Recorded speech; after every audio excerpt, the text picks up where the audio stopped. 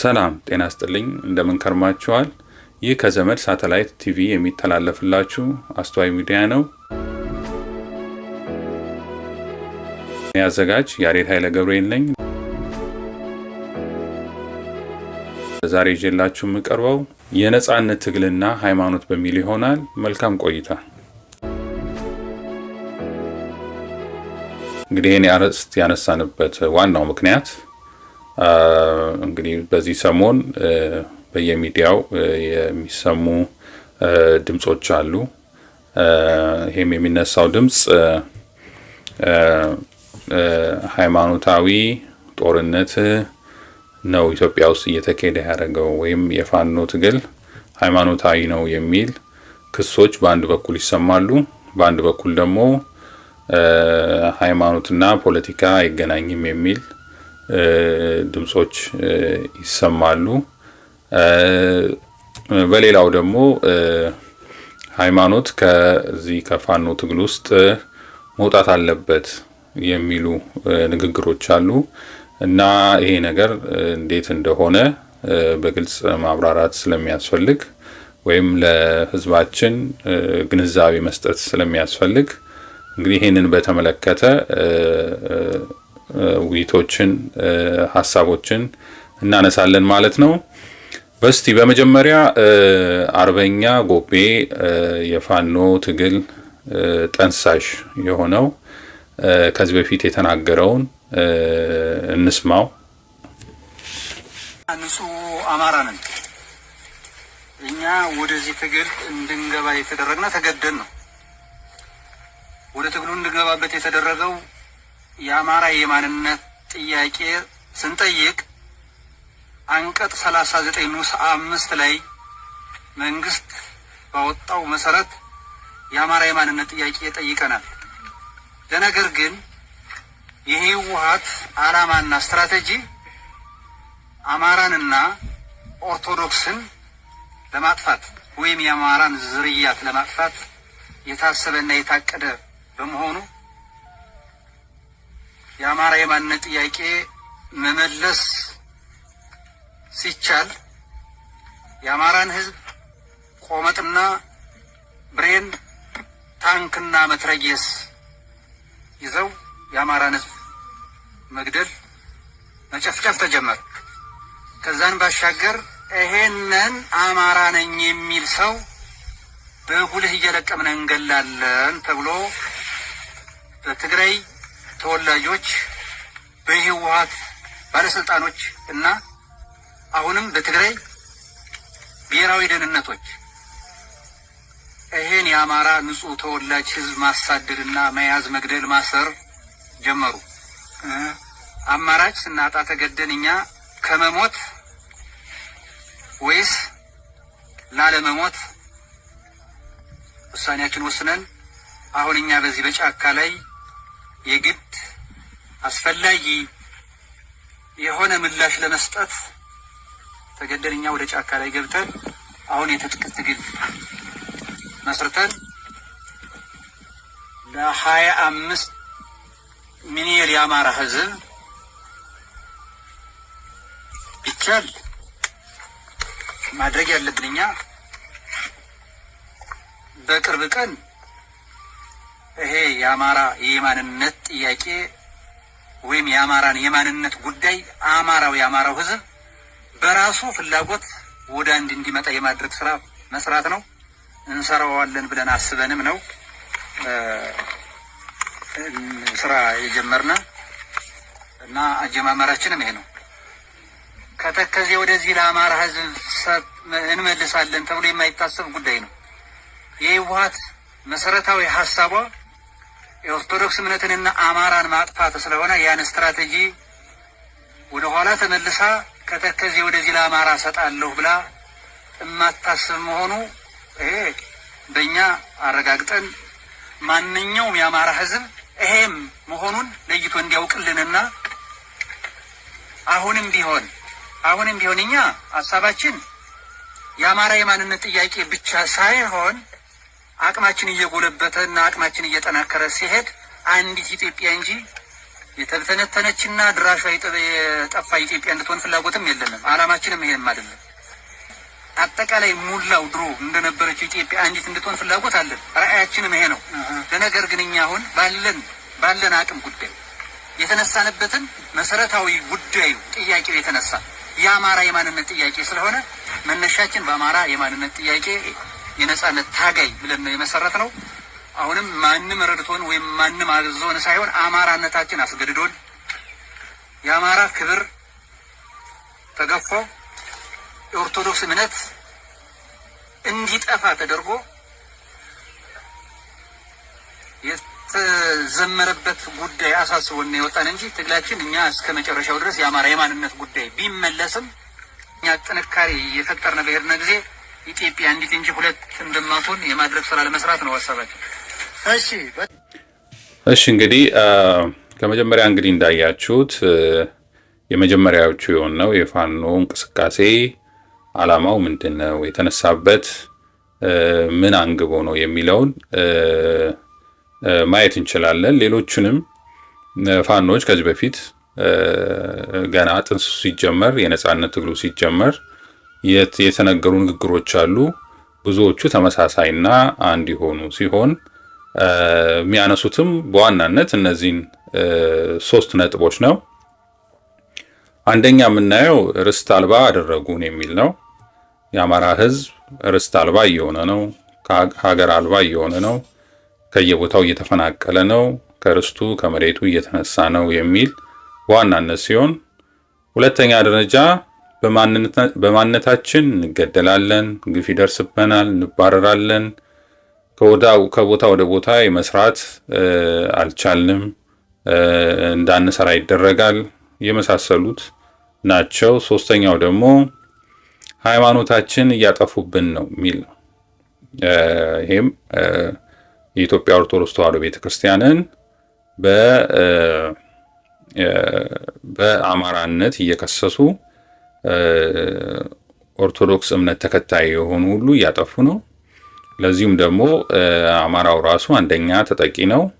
ሌሎች በዚህ እምነት ተከታይ የሆኑት ሁሉ በአማራ ስም እየተገደሉ ስለሆነ፣ ቤተክርስቲያናት የተቃጠሉ፣ ካህናት የተገደሉ ስለሆነ ሃይማኖታችንን ብለው የአማራ ሕዝብ አንስቷል። ምክንያቱም የአማራ ሕዝብ 82% ኦርቶዶክስ እምነት ተከታይ እንደመሆኑ በኢትዮጵያ ኦርቶዶክስ ተዋሕዶ ቤተክርስቲያን ላይ የሚደርስ ጥቃት ሁሉ በተመሳሳይ ደረጃ በአማራም ላይ ሕዝብ ላይ ጥቃት ይደርሳል ማለት ነው፣ ወይም በቀጥታ የሚመለከተው ጉዳይ ይሆናል። ለዛም ሲባል አማራንም የሚያሳድደው አካል ቤተክርስቲያንም የሚያሳድደው አካል ጠላታችን አንድ አይነት ነው። ስለዚህ ለሃይማኖታችንም እንታገላለን የሚል ነበር ነጥቦች ያንስተው የነበሩት። እንግዲህ የዛን ሰሞን የፋኖ ትግል ሲነሳ አንግቦ ያነሳቸው ወይም በዋናነት መሰረት አድርጎ የተነሳበት ወይም ከታሪክና ከማንነት መሰረት ያደረገ ትግል ነው የተጀመረው። ስለዚህ እነዚህ በዋናነት የኢትዮጵያ ሀገርነትን የያዘ ነው፣ የኢትዮጵያ ሰንደቅ ዓላማን የያዘ ነው፣ ሃይማኖትን የያዘ ነው። ትግሉ ምን ማለት ነው? ኢትዮጵያ የሀገርነትን የካደ ትግል አይደለም፣ እንደ ህወሓት ማለት ነው። ወይም እንደ ህወሓት እና እንደ ኦነግ የራሳችን ሀገር እንመሰርታለን የሚል ህልም ያለው ትግል አይደለም። ከእንደገና ደግሞ የኢትዮጵያ ሰንደቅ ዓላማ የያዘ ነው። ሶስተኛ ደግሞ ሃይማኖትን የያዘ ነው። እንደ ህወሓት ሶሻሊስት ርዕዮተ ዓለም የሚያራምዱ ስላልሆነ ወይ እንደ ኦነግ አይነት የብሔርተኝነት ወይም ናሽናሊዝም እንቅስቃሴ የሚያደርጉ ስላልሆነ ሃይማኖትን ዋጋ የሚሰጡ ትግል ነው ማለት ነው። ልክ እንደ አባቶቻችን ከዚህ በፊት የነበሩ ነገስታቶች እግዚአብሔርን የሚያምኑ ስለነበሩ እግዚአብሔርን ኃይል አድርገው ጠላቶቻችን ተዋግተዋል። ስለዚህ ያንን መሰረት ያደረገ ነው። እነዚህ ያነሳቸው ደግሞ 3 ነገሮች በዓለም ላይ ጠንካራ የሚባሉ ማንነቶች ናቸው። የኢትዮጵያዊ ማንነት ትልቅ ጠንካራ የሆነ ማንነት ነው በዓለም ላይ። ምክንያቱም ኢትዮጵያ በሀገርነት ታሪኳ በጣም ረጅም ታሪክ ያላት ረጅም መሰረት ያላት ናት። ሰንደቅ ዓላማውም ቢሆን የኢትዮጵያ ሰንደቅ ዓላማ ከኢትዮጵያ አልፎ በዓለም ላይ የነጻነት ተምሳሌት ሆኖ የተቀመጠ ሰንደቅ ዓላማ ነው። ከኢትዮጵያ ውጭ ሌሎች አፍሪካውያንም የራሳቸው ሰንደቅ ዓላማ ያደረጉት ነው። ስለዚህ ይሄ ሰንደቅ ዓላማ ፋኖ ይዞ ተነስቷል ማለት ነው። ሶስተኛ ሃይማኖት ነው። ከዚህ በፊት እንደነበሩት እንደ ህወሓትና እንደ ኦነግ ሶሻሊስታዊ የሆነ ሃይማኖት የለሽ የሆነ እንቅስቃሴ አይደለም ይዞ የተነሳው። ሁሉም የራሱን ሃይማኖት ኃይል አድርጎ እንዲነሳ የፈቀደ ነው ማለት ነው። ስለዚህ ይሄ ለፋኖ ጥንካሬ ትልቅ አስተዋጽኦ አድርጓል። አብዛኛው 90% የሚሆነው የፋኖ ታጋይ ኦርቶዶክስ እንደመሆኑ አሁን የተነሱ በተለይ ዘግየት ብለው የፋኖን ትግል የተቀላቀሉ አካላት አሉ። በግንቦት ሰባትነት የሚታወቁ፣ በባዕድነታቸው የሚታወቁ፣ በአብን እንቅስቃሴ ውስጥ የነበሩ በዚህ የፋኖን ትግል ዘግይተውም ቢሆን በመቀላቀላቸው ምክንያት ይህ የፋኖ ትግል በሁለት መንገድ እንዲከፈል አድርገውታል። አንደኛው የፖለቲካ ክፍል በሚል፣ ሁለተኛው ደግሞ የወታደራዊ ክፍል የሚል በዛ እንዲንቀሳቀስ አድርገዋል። እንግዲህ ይህ የፖለቲካ ኃይል የሚባለው ቃስ በቃስ እያለ ተጽዕኖውን በፋኖ የአርበኞች የነጻነት ትግል ላይ እያሳደረ ነው ማለት ነው። ስለዚህ እነዚህ ፋኖ በመጀመሪያ ይዟቸው የተነሳ ነገሮች ሁሉ ጥያቄ ውስጥ እየወደቁ መጥተዋል። አንደኛ የኢትዮጵያን ሀገራዊ አንድነት፣ ሁለተኛ ደግሞ በተለይ ሃይማኖትን የተመለከቱ ጥያቄዎች እየተነሱ መጥተዋል ማለት ነው። እንደ ኦርቶዶክስ ተዋሕዶ ቤተክርስቲያን አማኝነቴ የኢትዮጵያ ኦርቶዶክስ ተዋሕዶ ቤተክርስቲያን ባሳለፈችው ታሪክ ውስጥ ነጻነትን፣ ሰዎች ለነጻነት የሚያደርጉትን ትግልና ሃይማኖት እንዴት ነው የሚታዩት፣ እንዴትስ አብረው መሄድ ይችላሉ የሚለውን አንስተን እንወያያለን ማለት ነው። በመጀመሪያ ደረጃ ሃይማኖታዊ ጦርነት የሚባል የለም። ብዙ ጊዜ የሚነሳው ጦርነቱ ሃይማኖታዊ ነው ወይም ጦርነቱን ሃይማኖታዊ አታድርጉት የሚባል ክስ ነው የሚነሳውና ሃይማኖታዊ ጦርነት የሚባል የለም። እንግዲህ ይሄ አነጋገር ምንድነው?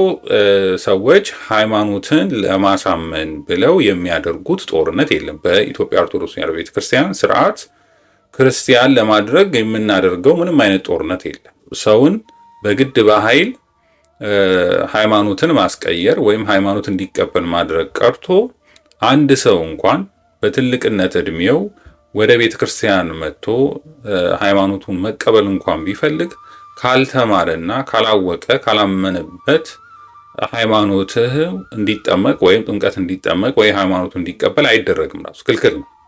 ግዴታ ያ ሰው ሃይማኖቷን በስነ ስርዓት ማወቅ አለበት። ስለዚህ ሃይማኖታዊ ጦርነት የሚባል ነገር የለም። ምናልባት ሌሎች የራሳቸው እምነት ይፈቅድላቸው ይሆናል ሰውን አስገድዶ እምነት የማስቀየር ነገር፣ ግን በኢትዮጵያ ኦርቶዶክስ ቤተክርስቲያን የተከለከለ ነው። እምነት ሲባል በፍላጎትና በፍቃደኝነት የሚደረግ እንጂ በኃይል የሚደረግ አይደለም። ስለዚህ ይሄ ሃይማኖታዊ ጦርነት ሊያመጡ ነው የሚለው ነገር የሚሰራ አይደለም፣ አልተፈቀደም። ሰውን በግድ የማሳመን አልተፈቀደልንም። በሃይማኖት መታገል ግን አለ። በሃይማኖት ጦርነት ማድረግ አለ። ምንድን ነው በሃይማኖት ጦርነት ማድረግ ማለት? በሃይማኖት ጦርነት ማድረግ ማለት ሃይማኖትን ይዞ ሰዎች ለነጻነታቸው መታገል ይችላሉ። እነዚህ በባርነት ያሉ ህዝቦች፣ እነዚህ በጭቆና ያሉ ህዝቦች፣ እነዚህ ነጻነታቸውን ያጡ ህዝቦች ወይም ርስታቸው የተወሰደባቸው ህዝቦች ለነጻነታችን እንዲረዳን ሃይማኖታቸውን መያዝ ይችላሉ። ይሄ የተፈቀደ ነው። ይሄ በደላችን የደረሰብንን ግፍ የደረሰብንን በደል ከዚህ ነጻነት እንድንወጣ አምላካችን እግዚአብሔር ይረዳናል ብለው ለዛ ትግል መነሳት ይችላሉ። እነዚህ አላውያን የሆኑ ግፈኛ የሆኑ መሪዎችን ለመታገል መነሳት መብት አላቸው። ይሄን ማድረግ ይችላሉ። የሚከለክል ነገር የለም። ሃይማኖት ይሄን ለዛውም ይፈቅዳል። ለዚህም ነው በታሪክ እነ ቆስጠንጢኖስን ስናይ መስቀሉን ኃይል አድርገው ተዋግተው ድል አድርገዋል። በኢትዮጵያ ውስጥም ስንመለከት ከዚህ በፊት የነበሩት ጳጳሳት ከነገስታቶቹ ጋር ከመሪዎቹ ጋር ከገዢዎቹ ጋር አብረው እየሄዱ በሰማዕትነትም ያለፉ አሉ። በጦርነቱም የተሳተፉና ለዛ የድሉ ባለቤት የሆኑ አሉ። ስለዚህ ቤተክርስቲያን ይህንን አትከለክልም። ለነጻነት የሚደረግ ትግልን በፍጹም የምትከለክል አይደለችም። ስለዚህ በአድዋ ጦርነት አባቶቻችንም ሲዘምቱ ለነጻነት ወይም ከባርነት ነጻ ለመውጣት ባደረጉት ጦርነት ላይ ቤተክርስቲያን ታቦቷን ይዛ የተሳተፈችበት ምክንያት ለነጻነት የሚደረግ ትግልን ስለምትደግፍ ነው። ስለዚህ ሃይማኖትን ይዞ መታገል አለ። ሌላው ደግሞ ስለ ሃይማኖት ነጻነትን መታገል አለ። ስለ ሃይማኖት ነጻነትን ብሎ ጦርነት ውስጥ መግባት አለ። ሰዎች ሃይማኖትን በግድ በኃይል እነጥቃለን ወይም የኛን ሃይማኖት በግድ ካልተቀበልክ ብለው ሲነሱ ሃይማኖትን ለመጠበቅ ቤተክርስቲያናትን ሲያቃጥሉ፣ ገዳማውያንን መነኮሳትን ሲገሉ፣ እነሱን ከጥፋት ለማዳን የሚደረግ ጦርነት አለ። ስለዚህ ይሄ አንደኛው መልክ ነው ማለት ነው።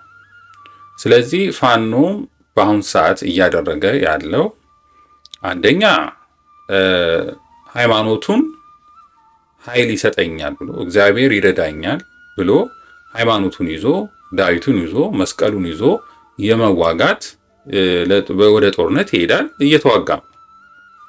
ይሄን ማድረግ ይቻላል ሙሉ ለሙሉ እና ስለ ሃይማኖቱም ለነጻነትም የታገለ ነው በተመሳሳይ መልኩ። ምክንያቱም በአማራነቱ ወይም በማንነቱ የሚያጠቃው አካል፣ የሚያሳድደው አካል፣ የሚገለው አካል፣ ርስትና ጉልቱን ያሳጣው አካል በተመሳሳይ ሃይማኖቱን ጠላት ስለሆነ ኦርቶዶክስ ተዋሕዶ እምነት ተከታይ የሆነው የሚታገለው ለማንነቱም ከእንደገና ለሃይማኖቱም ጭምር ነው። ምናልባት እስልምና እምነት ተከታይ የሆኑ አማሮች በአማራነታቸው ይገደሉ ይሆናል። በሃይማኖታቸው ምክንያት አድርጎ ግን የሚገላቸው የለም። ስለዚህ በኦርቶዶክስ ተዋሕዶ እምነት ተከታይ የሆነው ግን በኦርቶዶክስ እምነት ተከታይነቱም ይገደላል፣ በአማራነቱም ይገደላል። ስለዚህ ያን የሚያሳድደውን ጠላቱን በተመሳሳይ መልኩ መዋጋት ይችላል ማለት ነው። የተነጣጠለ ማንነት ሊፈጥር አይችልም። ምክንያቱም ሃይማኖት የተነጣጠለ አይደለም። በአንድ ሰው ስብዕና ውስጥ ተዋህዶ የሚኖር እንጂ ተለይቶ የሚቀመጥ አይደለም፣ ወይም የሚለጠፍ ነገር አይደለም። ስለዚህ ያ ጠላቱ ለሃይማኖቱም ጠላት እስከሆነ ድረስ ያ የሚያደርገው ትግል ለሃይማኖቱም ለማንነቱም ሆኖ አንድ ላይ መሄድ ይችላል። በዛ ላይ ያለን የኦርቶዶክስ ተዋሕዶ ቤተክርስቲያን ሃይማኖት ስለ ጦርነት የምትለው ምንድን ነው? ስርዓት አላት ወይ በሚለው በፍትሐ ነገሥት ላይ ክርስቲያኖች ጦርነት ሲያደርጉ ምን አይነት መንገድን መከተል እንዳለባቸው ይናገራል። ስለዚህ ይሄ የሚያሳየን ክርስቲያኖች ሲዋጉ ሃይማኖታቸውን ይዘው እንዴት መዋጋት እንዳለባቸው የሚያሳይ ነው። በሌላ በኩል ደግሞ ስለ ሃይማኖታቸው ብለው ደግሞ እንዴት መዋጋት እንዳለባቸው የሚያሳይ ነው ማለት ነው። ስለዚህ በዚህ ላይ የምናየው ሃይማኖትን ይዘው እንዴት መዋጋት እንዳለባቸው ያሳያል። ክርስቲያኖች ናቸው። ምክንያቱም ጦርነት ውስጥ መግደል አለ፣ መሞት አለ። ስለዚህ ዝም ብሎ አንድ ክርስቲያን እንኳን አይደለም ጦርነትን የሚያክል ነገር ቀርቶ ምግቡን እንኳን ባርኮ የሚበላ ነው። ስለዚህ ጦርነት ላይ ሲሄድ ኃይል እንዲያገኝ ምን ማድረግ አለበት? ወይም በጦርነት በሚዋጋበት ጊዜ ማድረግ የሌለበት ነገር ምንድን ነው? ማድረግ ያለበት ምንድን ነው? ለዚህ ነው ሃይማኖታዊ ጦርነት የለም። ሃይማኖትን በግድ ለማሳመን የሚደረግ ጦርነት አይኖርም፣ አያደርጉም፣ ሊሆንም አይችልም። እንኳን አይደለም በማንኛውም መንገድ ማንንም ሰው በበጎም አድራጎትም ቢሆን በነገራችን ላይ የራበውን ሰው ለማብላት ብሎ ሃይማኖትን ቀይርና ምግብ አበላሃለሁ እንኳን ማለት አይቻልም። ሃይማኖትን ቀይርና ልብስ አለብስሃለሁ እንኳን ማለት አይቻልም። እንኳን በጦርነት በኃይል ሃይማኖትን የማስቀየር ቀርቶ። ስለዚህ ግን ሃይማኖትህን ስርዓት ስላላት በጦርነት ጊዜ ሊደረጉና ለማይደረጉ ነገሮች አሉ። ምን አይነት ስነ ምግባሮች አሉት አንድ ክርስቲያን ወደ ጦርነት ሲሄድ? ሌላው ቀርቶ ሲዋጋ ስለምንድን ነው የሚዋጋው? ዓላማው ራሱ በግልጽ መቀመጥ አለበት። ለማን ብሎ ነው የሚዋጋው? ለምን ብሎስ ነው የሚዋጋው? ምክንያቱም በውጊያ ውስጥ በጦርነት ውስጥ መሞት አለ። ያቺ ነፍስ ከሞተች በኋላ እጣ ፈንታዋ ምንድን ነው የሚሆነው በእግዚአብሔር ዘንድ? ስለዚህ ጦርነቶች ሁሉ ጽድቅ የሚያደርጉ አይደሉም። ጽድቅ የማያስደርግ ጦርነት አለ። ጽድቅ ውስጥ የሚያጸድቅም ጦርነት አለ። ስለዚህ አንድ ሰው ጦርነት ተዋግቶ ህይወቱን ያጣል። ህይወቱን ሲያወጣ ከሞተ በኋላ ነፍሱ ወዴት ነው የምትሄደው የሚለውን ግልጽ ለማድረግ የኢትዮጵያ ኦርቶዶክስ ተዋሕዶ ቤተክርስቲያን ክርስቲያኖች ወደ ጦርነት ሲሄዱ እንዴት ባለ ስርዓት መሄድ እንዳለባቸው በፍትሐ ነገሥት የተጻፈ ነው ማለት ነው። በፍትሐ ነገሥት አንቀጽ 44 ቁጥር 2549 ጀምሮ እናያለን ማለት ነው። አልፎ አልፎ ነው የምናነሳቸው፣ ሁሉንም አናነሳም። ስለዚህ እነዚህን እናያለን ማለት ነው እንዴት እንደሆነ። እንግዲህ በፍትሐ ነገሥት እንደዚህ ይላል። ጠላትህን ለመውጋት ከሰራዊትህ ጋር ወደ ሰልፍ በሄድክ ጊዜ ከክፉ ሥራ ሁሉ ተጠበቅ። ንጹሕ ያልሆነ ሰው ቢኖር ከከተማ ይውጣና ከነጻ በኋላ በማግስቱ ይግባ። ሰልፍህ ቅዱስ ይሆን ዘንድ ኅፍረትም በመካከልህ ተገኝቶ ካንተ እንዳልርቅ ይላል። ይህ እንግዲህ ዘዳግም 23 ቁጥር 9 ላይ ያለውን አንስቶ ነው ይሄንን የሚለውና ምንድነው ወደ ሰራዊትህን ይዘህ ወደ ጦርነት ከመውጣት በፊት አስቀድመህ ንጹሕ ይሁን ይላል። እንግዲህ እግዚአብሔር ወደ ጦርነት ስንሄድ ማንኛውንም ጦርነት ልናደርግ ማለት ተበድለን ተገፍተን ከሆነ ያን ጦርነት የምናደርገው እግዚአብሔር በመካከላችን እንዲገኝ እኛም ራሱ ከኃጢአት ከበደል የነጻን መሆን እንዳለብን ለክርስቲያኖች የተሰጠ ማሳሰቢያ ነው ማለት ነው። ይሄ እግዚአብሔር እንግዲህ በኦሪት ዘዳግም ለእስራኤላን የሰጣቸውን ነው የሚያሳየን እና አሁንም በተመሳሳይ መንገዱ እግዚአብሔር ያኔም የነበረው እግዚአብሔር አሁንም ስላለ ክርስቲያኖች በእምነት እግዚአብሔር በመካከላችን እንዲገኝ ከኃጢአት ከበደል ራሳችንን ማንጻት አለብን ወደ ጦርነት ከመሄዳችን በፊት ማለት ነው። ሌላው የሚያነሳው ጠላትን ለመውጋት ብትወጣ ፈረሶችና ሰረገሎች ካንተ የሚበዙ ሰራዊትም ብታይ ፈጣሪ እግዚአብሔር ካንተ ጋር ነውና ከእርሱ የተነሳ አትፍራ። ልትዋጋም በጀመርክ ጊዜ አስቀድመ ካህን ለሕዝቡ እነሆ እናንተ ጠላቶቻችን ልትወጉ ትሄዳላችሁ፣ ልቦናችሁ አይሸበርባችሁ፣ ከእነርሱ የተነሳ አትፍሩ፣ እግዚአብሔር ከእናንተ ጋር ይሁን፣ ጠላቶቻችሁን ይወጋልና ከእነሱ የተነሳ አትፍሩ፣ እግዚአብሔር ከእናንተ ጋር ሆኖ ጠላቶቻችሁን ይወጋልና ከፊታችሁም ፈቀቅ አትበሉ፣ ፈጣሪያችሁ እግዚአብሔር ፊታችሁን ይሄዳልና እናንተን ግን ያድናችኋል፣ ጠላቶቻችሁንም ያጠፋችኋል ብሎ ይነግራቸዋል። ይህም በዛው በዳግም 20 ቁጥር 1 ላይ የተጻፈ ነው። ስለዚህ ካህኑ ለክርስቲያኖች ጠላቶቻችሁን በምትወጉበት ጊዜ ምንም እንኳን ጠላቶቻችሁ ኃያላን ቢሆኑ ስለ እናንተ እግዚአብሔር በመሃላችሁ በሰልፋችሁ እግዚአብሔር አለና እንዳትፈሩ የሚል ማጽናኛ ለወታደሩ እንዲነግር ያዛል ማለት ነው በዚህ ፍትሐ ነገሥት ላይ። ሌላው በነገስታቱ ስም የተሰየሙ መጽሐፍት የተነገሩም አለ። ምዕመናን ጠላቶቻቸውን ለመውጋት ቢወጡ በፊታቸውም የክርስቶስን መስቀል አቁመው ይስገዱለት። ኪርያላይሶም እግዚአብሔር መሐረነ እያሉ በእግዚአብሔር ፊት 100 ጊዜ ይጩሁ። ከዚህ በኋላ አዋጅ ነጋሪ ማንም ያለ ፍቃዱ በግድ ወደ ሰልፍ አይምጣ እያለ አዋጁን ይናገር ይለናል። ይሄ የሚገርም ነው። እንግዲህ ክርስቲያኖች በሚዋጉበት ጊዜ፣ ክርስቲያኖች ለመዋጋት በሚሄዱበት ጊዜ በማንኛውም ምክንያት ሊሆን ይችላል ወደ ጦርነት የሚሄዱት ከግፍ በስተቀር ለነጻነታቸው፣ ለመብታቸው ራሳቸውን ለማስከበር በሚያደርጉበት ጊዜ፣ ጦርነት በሚያደርጉበት ጊዜ ምን ያዝ? የክርስቶስን መስቀል የያዙ ይላል። እንግዲህ ይሄ ነው ፋኖ ቅድም እንዳለው አባቶቹን ታሪክ መሰረት ያደረገ ስለሆነ አዲስ ማንነት ይዞ ስላልመጣ እንደ ህወሓትና እንደ ኦነጎች ሶሻሊስታዊ የሆነ ስርዓት፣ ባዕድ የሆነ ስርዓት ይዞ ስላልመጣ ይህ አባቶቻችን ከቀደመው ጀምሮ ይዘውት የነበሩትን ስርዓት ነው ያስቀጥለው። ሌላ ነገር የለው። ስለዚህ በፍትሐ ነገሥት ላይ ክርስቲያኖች ወደ ጦርነት ሲሄዱ መስቀል የያዙ ይላል። መስቀላቸውን ከፊቱ የያዙ 100ን ጊዜ ክራ ላይ ይበሉ፣ እግዚኦ ማረነ ክርስቶስ ይበሉ ይላል። ከዛ በኋላ የፈራ ካለ ይመለስ ተብሎ አዋጅ ይነገር። በፍርሃት ውስጥ ሆኖ ወደ ጦርነት መግባት የሚከለክል ነው ፍትሐ ነገሥት።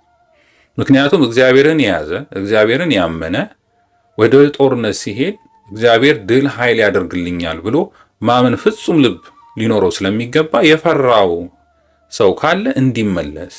ይሄ በጌዲዮን ታሪክ በመጽሐፍ ቅዱስ ላይ የምናያቸው የፈራው እንዴት መመለስ እንዳለባቸው በአዋጅ የተናገረ ነው። በተመሳሳይ መልኩ ያኔም ያለው እግዚአብሔር ስለሆነ አሁንም ያለው እግዚአብሔር ስለሆነ እግዚአብሔርን ኃይል የሚያደርግ ሕዝብ አሸናፊ ስለሆነ በፍጹም እምነት ነው ያን ጦርነት ማድረግ ያለበት። ስለዚህ አንዳንዶቹ መስቀል እንዴት ነው መስቀል ይዞ ምንዋጋው? በራሱ በመስቀሉ ነው ወይ ምንወጋው? በመስቀል ደም ማፍሰስ ይገባል ወይ እያሉ የሚናገሩ አሉ። መስቀሉን የምንይዝበት ዋና ምክንያት ሁሉም ጊዜ ሰዎች በራሳቸው አይደለም ጦርነትን የሚያደርጉት። ከሰዎች በስተጀርባ ያለው አጋንንት መንፈስ ነው። በተለይ ክርስቲያኖችን፣ ንጹሐንን፣ ሽማግሌዎችን ወይም በማንም ሰው ቢሆን በግፍና በኃይል በጉልበት ሀብታቸውን ንብረታቸውን ለመውረስ ብሎ የሚደረግ ጦርነት ጀርባ ያለው ሴጣን ነው፣ አጋንንት ነው። ከአላውያን ነገስታት ጀርባ ያለው አጋንንት ነው። ከጉልበተኛ ነገስታት ወይም ፈላጭ ቆራጭ ነገስታት ጀርባ ያለው አጋንንት ነው። ይሄ ማመን ያስፈልጋል። ከቃየል ጀርባ የነበረው አጋንንት ነው። ቃየል በራሱ አይደለም ተነሳስቶ ወንድሙን የገደለው፣ አጋንንት አለ ከጀርባ። ስለዚህ ሁሉም ጊዜ ሰው ላይ ግፍ የሚሰሩ የሰውን ደም በከንቱ የሚያፈሱ ንጹሐንን የሚያሳድዱ በተለይ ክርስቲያኖችን የሚያሳድዱ አጋንንት መንፈስ ናቸው። ስለዚህ እነዚህ ለአሕዛብ ላላመኑ ለአረማውያን ወይም ለዚህ ለግፈኞች ለአላውያን ነገስታት ወይም ለዲክታተር መንግስታት ጉልበት የሚሆኗቸው አጋንንቶችን በመስቀል ኃይል ነው የምናባረረው ማለት ነው። መስቀል የምንይዘው ለዛ ነው። መጀመሪያ ያን መስቀል የምንይዘው አጋንንቱ ለማባረር ነው። የምንይዘው ሰይፍ ወይም የምንይዘው ማንኛውም የጦር ዕቃ ደግሞ ጠላቶቻችንን እንወጋበታለን ማለት ነው። እነሱን በጦር እንወጋቸዋለን፣ ሰይጣኑን ደግሞ በመስቀል እናባረዋለን። ሌላ ነገር የለውም። ስለዚህ እንዴት ክርስቲያን ሆኖ እንዴት መስቀል ይዞ እንዴት ሊዋጉ ወደ ጦርነት መሄድ ይቻላል የሚል የተሳሳተ አመለካከት አለ። ይህን ራሱ በሙሴ ታሪክ ማየት እንችላለን። እስራኤላውያን ሲዋጉ ይሄ የመስቀሉ ምሳሌ ሆኖ በዛን ወቅት ታይቷል። እስራኤላውያን በሚዋጉበት ጊዜ የሙሴ እጁን ጎንና ጎን ይዘረጋ ነበር። እንደዚህ እንደ መስቀል ምልክት አድርጎ ይዘረጋል። ልክ መስቀሉን እጁን መስቀልያ አድርጎ ሲዘረጋ እስራኤላውያን ያሸንፉ ነበር። ልክ እጁን ሲያወርድ ደግሞ እስራኤላውያን ይሸነፋሉ። ስለዚህ ዳርና ዳር ሁለት ሰዎች እጁን ያዙት ይላል መጽሐፍ ቅዱስ። እጁን ያዙት፣ ዳርና ዳር ሲይዙት እስራኤላውያን ማሸነፍ ጀመሩ። እጁ ስለከበዳቸው በጎንና በጎን ድንጋይ ያስቀመጡና እጁን ድንጋይ ላይ ያደረጉ። ከዛ በኋላ እስራኤላውያን አሸነፉ፣ እስከ መጨረሻው ተዋግተው ማለት ነው። ስለዚህ ይሄ የሚያሳየን የመስቀልን ኃይልነት አስቀድሞ በምልክት በሙሴ ጊዜ እንኳን የነበረ ነው። ስለዚህ ከዛ በኋላ የነ ቆስጠንጢኖስን ታሪክ እናያለን። ቆስጠንጢኖስ በህልም በራእይ አይቶ መስቀልህን በወታደሮቹ ላይ እንዲያደርግና እንዲስልና በተዋጎቹ ላይ በጋሻቸው ላይ እንዲያደርጉ አደረገ። ከዛ በተዋጉበት ጊዜ ጦርነት በሚያደርጉበት ጊዜ እነዛ በክርስቲያኖች ላይ በተለይ በዘመነ ሰማዕታት ወቅት ክርስቲያኖችን ሲያጠፉ የነበሩት አሕዛብ የሆኑ መሪዎች፣ አረማውያን የሆኑ መሪዎች ላይ ያደረው መንፈስ ወይም አጋንንት ያን መስቀል ባየ ጊዜ እየሸሸ ወጣ ይላል። የዛኔ ጠላቶቻቸውን አሸነፏቸው። ስለዚህ ሰው ልጅ ሊወጋን ወይ መጥፎ ስራ የሚያደርግ ሰው በሰው ላይ በደር የሚያደርግ ሰው ብቻውን አይደለም፣ ውስጡ ያለ መንፈስ አለ። ያን መንፈስ ነው በመስቀል ኃይል የምናባረረው። ስለዚህ አጋንንት ደግሞ የሚሸነፉት በመስቀል ነው። እኛ መስቀል ኃይላችን ነው ብለን እናምናለን። ስለዚህ ያንን መስቀል ይዘን ወደ ጦርነት እንሄዳለን ማለት ክርስቲያኖች ሊሄዱ ይገባል። በዛም የጸሎት ስርዓት ሊያደርጉ ይገባል። እኛ ብቻ አይደለም፣ የሰው ልጆች ብቻ አይደለም፣ መላእክትም ቢሆን አጋንንትን ለመውጋት መስቀል ይዘው ነው የሄዱት። በመጀመሪያ እነ ቅዱስ እነ ሚካኤል ሌሎች መላእክቶች አንድ ላይ ሆኖ ሰይጣንን ሲወጉት በራሳቸው ኃይል ነበር፣ ባዶ እጃቸውን ነበር ይዘው ሲዋጉ የነበሩት። ግን አልቻሉትም።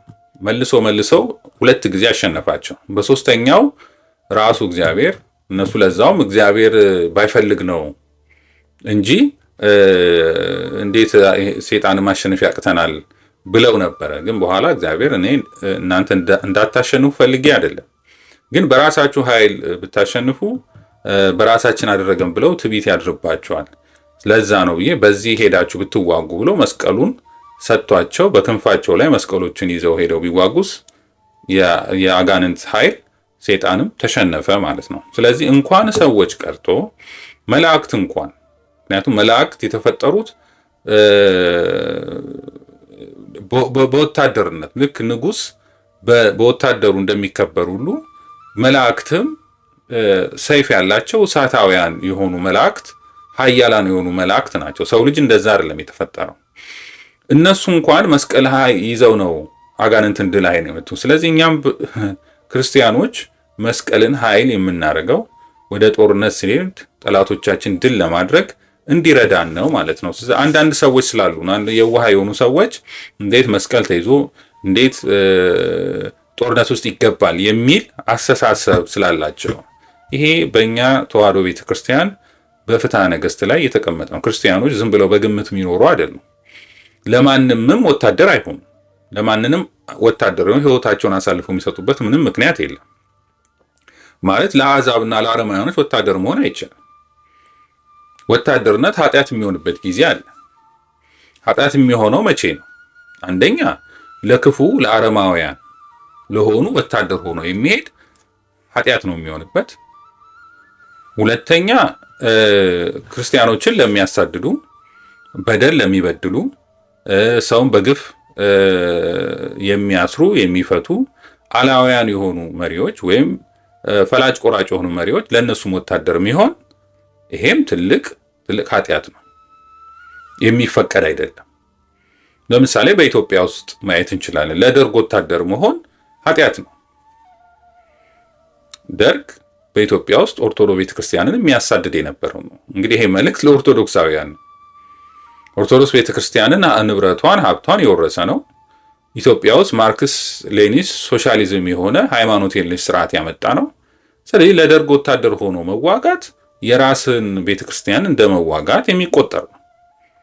ሌላው ለወያኔ ስርዓት ለህወሓት መታገል ነው።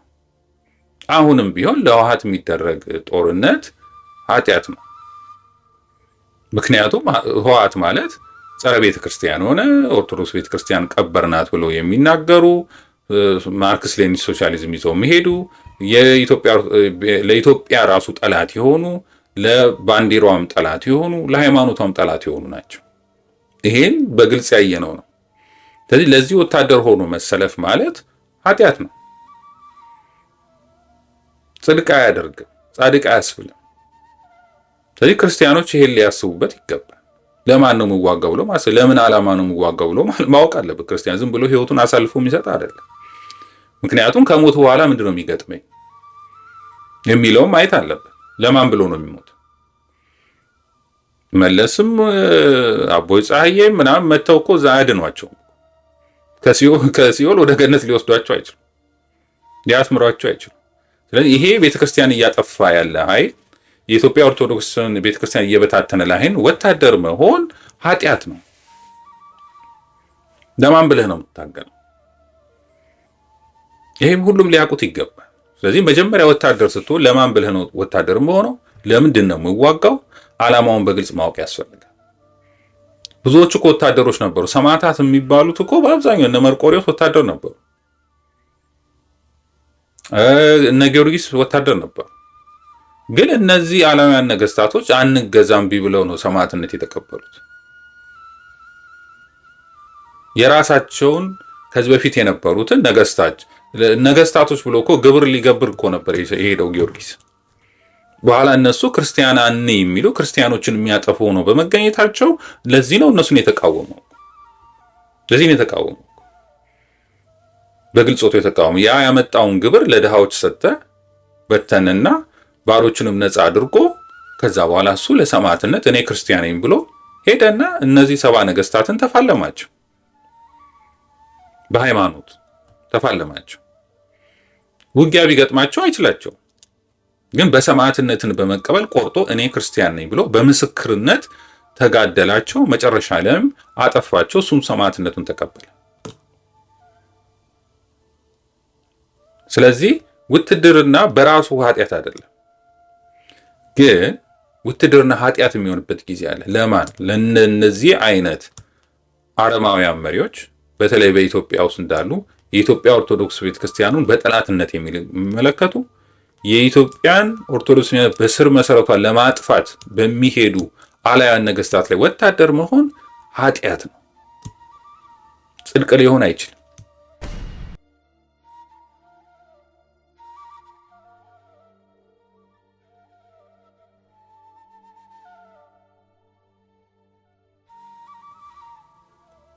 እንደ አካባቢ ያሉ ወታደሮች ማለት ነው። ኤልያስ ከሰማይ እሳት አውርዶ የበላቸው እነዚህ አካብ ወታደሮችን እንደነሱ አይነት በደል የሚሰሩ ሰዎች ናቸው። ስለዚህ ለእነዚህ ወታደር መሆን ያስፈልጋል። ለርዕዮተ ዓለምም ወታደር መሆን አያስፈልግም። ባዕድ የሆነ ርዕዮተ ዓለም ለምሳሌ ለብሔርተኝነት ወታደር መሆን አያስፈልግም። ብሔርተኝነት በመሰረቱ ለኦርቶዶክሳውያን የሚሆንም አይደለም። ምናልባት ፕሮቴስታንቶች ብሔርተኝነትን ይከተሉታል። ምክንያቱም ብሔርተኝነትን የጀመረው ሉተር ስለሆነ የፕሮቴስታንት ሃይማኖት ስለሆነ ሃይማኖታቸውን ለማስፋፋት ስለረዳቸው እነሱ ብሔርተኝነት ይዘው ነው። ግን ኦርቶዶክሳዊ ግን ብሔርተኝነት ብሎ ብሔርተኝነትን ለማስፈን ብሎ ወደ ጦርነት መሄድ የለበትም። ለዚህ ነው የምንከለከል። ለዚህ ነው የፋኖ ትግል አርበኝነት እንጂ ብሔርተኝነት አይደለም። ብሔርተኝነት ከሆነ ከሃይማኖቱ ከኦርቶዶክስ ሃይማኖቱ ከቤተ ክርስቲያኑ ጋር የሚያጋጨው የሚያጣላው ነው። ስለዚህ ያን ይዞ ጦርነት የሚሄድ ሰው እግዚአብሔር ኃይል ከሱ ጋር ሊኖር አይችልም። ከህወሓት ጋር ያልኖረው ለዛ፣ ምክንያቱም ህወሓት ብሔርተኛ ድርጅት ነው። ከኦነግ ጋር የማይኖረው ለዛ፣ ምክንያቱም ኦነግ ብሔርተኛ ድርጅት ነው። ፋኖ ግን አርበኝነት ይዞ ስለተነሳ ነው እግዚአብሔር እስካሁን ድረስ ይረዳው። ግን ብሔርተኝነት ብለው የሚከተሉ ከሆነ እግዚአብሔር ሊረዳቸው አይችልም። መሸነፍ ነው የሚሆነው። ለዚህ ነው ብሔርተኛ ሁኑ ብለው የሚሉ ሰዎች እንድትሸነፉ ስለሚፈልጉ ነው፣ ሌላ አይደለም። አርበኝነት ነው ትክክለኛው። ምንም አይነት በሰዎች ላይ ባለፈው እንዳየነው ሌላ አይነት ወደ ግፍ ወደ በደል የማይወስድ ስርዓት ቢሆን የአርበኝነት ነው። ከፍጹም ፍቅር ከራስ ወዳድነት ሳይሆን ከፍጹም ፍቅር የሚነሳ ስለሆነ የአርበኝነት ትግል ነው ለፋኖ ትክክለኛ በመሰረቱ ላይ የቆመ ትግል። የብሔርተኝነት ትግል አሁንም ለብሔርተኝነት ብሎ የሚታገል ታጋይ ሁሉ ቢወድቅም ቢሞትም ለእግዚአብሔር አይደለም፣ ጽድቅም አይሆንለትም፣ እግዚአብሔርም አይረዳው። ይሄን ነው የምንለው። ስለዚህ እነዚህ ዋና ዋና ርዕዮተ ዓለምን ሌላ አዲስ ባዕድ እምነትን ለማምጣት እነዚህ ኦርቶዶክስ ቤተክርስቲያኑን ለማጥፋት የኢትዮጵያ ለማፍረስ ለምንድን ነው ለኢትዮጵያ የምንለው? አሁን ሰዎች ግራ ይገባሉ። ኢትዮጵያ ዝም ብለው እንደ ሌላ ሀገር መቁጠር ነው የሚፈልጉት። በተለይ ለኛ ለኦርቶዶክሳውያን ማለት ነው። ምንድን ነው ለኛ ለኦርቶዶክሳዊ ኢትዮጵያ ማለት? ምክንያቱም እኛ ቦታን ሰዎች ይቀድሳሉ፣ ሰዎችንም ቦታ ይቀድሳቸዋል ብለን የምናምን። ለዚህ ነው ቅዱሳን ቦታ ሄደን የምንሳለመው። ለዚህ ነው ላሊበላ ሄደን የምንሳለመው። ለዚህ ነው ግሸን ሄደን የምንሳለመው። ለዚህ ነው ቁልቢ ሄደን የምንሳለመው። ለዚህ ነው አክሱም ጽዮን ሄደን የምንሳለመው። ለዚህ ነው ደብረ ሊባኖስን የምንሳለመው። ለዚህ ነው በየቤተ ክርስቲያኖቻችን ስንሄድ ጫማችንን የምናወልቀው። ቦታዎቹ ቅዱሳን የረገጡት ናት ብለን ስላምን ጫማችን እናወልቃለን። ስለዚህ ቦታን ቅዱሳን ይቀድሱታል። ያ ቦታ የተቀደሰ ቦታ ነው። ስለዚህ ኢትዮጵያን ደግሞ ስናይ በተለየ መልኩ የተቀደሰች ሀገር ናት። ብዙ ሰው ይከፋዋል ለዚህ ሲባል ኢትዮጵያ የተቀደሰች ሀገር ናት። ይሄን የሚነግር ራሱ መጽሐፍ ቅዱስ ነው። በመዝሙረ ዳዊትም ተነግሯል። ራሱ በእኛ በምናገኛቸው ቅዱሳን ወይም ገድላት አማካኝነት በጣም በብዙ ገድላት ላይ ኢትዮጵያ የተባረከች የተቀደሰች ሀገር እንደሆነች እናያለን። ራሱ ክርስቶስም በስደት በመጣ ጊዜ ከእናቱ ጋር ሆኖ ሀገሪቱን ቀድሷል። ለእመቤታችንም ቃል ኪዳን ተሰጥቷል። ስለዚህ ይሄች ሀገር የተቀደሰች ናት። እስራኤላውያን የተቀደሰች ሀገር ናት። ክርስቶስ ለዚህ ነው ያለቀሰላት እኮ ስለ ኢየሩሳሌም። ስለዚህ ኢትዮጵያን በተመሳሳይ መልኩ የተቀደሰች ሀገር ናት። ራሱ ክርስቶስም ቀድሷታል፣ እናቱም ቀድሰዋለች። ከዛ በኋላ ቅዱሳት መጥተው ቀድሰዋታል። ሰዓቱ ቅዱሳት ብዙ ቅዱሳን ከውጭ እየመጡ ወደ ኢትዮጵያ ሄደው አጽማቸው አርፎበታል። ስለዚህ ይቺ ሀገር የተቀደሰች ሀገር ናት። ይቺን ሀገር ለማጥፋት የሚነሳ ሁሉ ከእግዚአብሔር ጋር እንደሚጣላ እናውቃለን። ለአብርሃም ያለው ምንድን ነው? አንተን የሚወጉት ሁሉ፣ ለዛም እቺ ብዙ ጊዜ ትነሳሳለች። አንተን የሚወጉት ሁሉ እዋጋቸዋለሁ፣ አንተን የሚጠሉት ሁሉ እጠላቸዋለሁ ነው ያለው። አብርሃምን የቀደሰው አብርሃምን የባረከው መልከ ጸድቅ ነው። የእግዚአብሔር ሰው የተባለ መልከ ጸድቅ ነው። የአዳምን አጽም ይጠብቅ የነበረ መልከ ጸድቅ ነው። እንግዲህ አብርሃም የሰገደለት መልከ ጸድቅ አብርሃም እግዚአብሔር ከባረከው እንደዛ ብሎ የመልከ ጸድቅ ልጆችንማ ኢትዮጵያውያንን እንዴት ስለዚህ ኢትዮጵያዊና ኢትዮጵያዊነትን ለማጥፋት የሚደረግ ትግል ሁሉ ከእግዚአብሔር ጋር የሚደረግ ትግል ነው፣ ጦርነቱ። ለዚህ ነው እስካሁን ያልጠፋችው ኢትዮጵያ። እስራኤላውያን ለዛም ጠፍተዋል እኮ። በመንግስትም አጭር ጊዜ ነው ታሪክ የነበራቸው። ኢትዮጵያ ግን በሰው ልጆች ታሪክ ውስጥ በሀገርነት ረጅም ዕድሜ ያላት ሀገር ናት። እንደ ኢትዮጵያ ያለ ሀገር ታሪክ የለም። እሱ ወደ ታሪክ ስንመጣ በደንብ እናወራለን። ብዙ ሰዎች ብዙ ስለሚንዘባረቁ ማለት ነው። እውነተኛውን ታሪክ ገና አሁን ወደ ታሪክ አልመጣን፣ ወደ ኢትዮጵያ ታሪክ በደንብ አልመጣን። ግን እንደ ኢትዮጵያ ያለ በዕድሜው ረጅም የሆነ ታሪክ ያለው ህዝብ የለም። ከውሃ ጥፋት ጀምሮ ታሪኩን የሚቆጥር የነገስታት መንግስታትን የሚቆጥር ህዝብ የለም የትም ዓለም ላይ። ኢትዮጵያውያን ይሄን ነው። ስለዚህ መልከ ጸድቅ የኢትዮጵያውያን አባት ነው። ዮቶር ኢትዮጵያዊ ነው፣ ካህን ነው። መልከ ጸድቅም ካህን ነው። የዮቶር ክህነት የመጣው ከመልከ ጸድቅ ነው። ለአብርሃም ያን ቃል ኪዳን ከገባለት ለመልከ ጸድቅንማ እንዴት! የመልከ ጸድቅ ልጅ ነው ኢትዮጵ። በሱ ነው ሀገሪቱ ኢትዮጵያ የተባለችው። ያ ነው ታሪክም ቢነግረን የአባቶቻችን ታሪክ። ስለዚህ ያችን ሀገር መቃወም ማለት ከእግዚአብሔር ጋር መጣላት። ይሄን ብዙዎቹ ሞክሮት ያደረጉት ነው። ጣሊያን ብቻ ኢትዮጵያን ወሮ በቃ የተሸነፈ ይመስላቸዋል። አይደለም። መጀመሪያ የሞከሩት ግሪኮች ናቸው። ግሪኮች ያኔ ኢትዮጵያ ዋና ከተማ የነበረው ኑቢያ ስለነበረ ንግስቲቷ ማረከችው። እንደቂ ተማርኳል። ተሸንፎ ነው የተመለሱ ግሪካዊ አሌክሳንደር የሚባለው ማለት ነው። ሁለተኛው ሮሞች ናቸው። ሮምም ሞክረዋል ኢትዮጵያ ለመግባት። ከዛው ከኑቢያ ሊያልፉ አልቻሉ፣ ተመልሰዋል። ከዛ በኋላ አረቦች ናቸው፣ ቱርኮች። እነሱ በተወሰነ ደረጃ እስከ ኑቢያ ድረስ ለመምጣት ሞክረዋል። ከዛን ቀደም ብሎ ግን የኑቢያው ንጉሰ ነገስት የኢትዮጵያ ንጉሰ ነገስት የነበረችው ዋና ከተማ ከኑቢያ ተነስቶ ወደ አክሱም መጥቶ ነበር።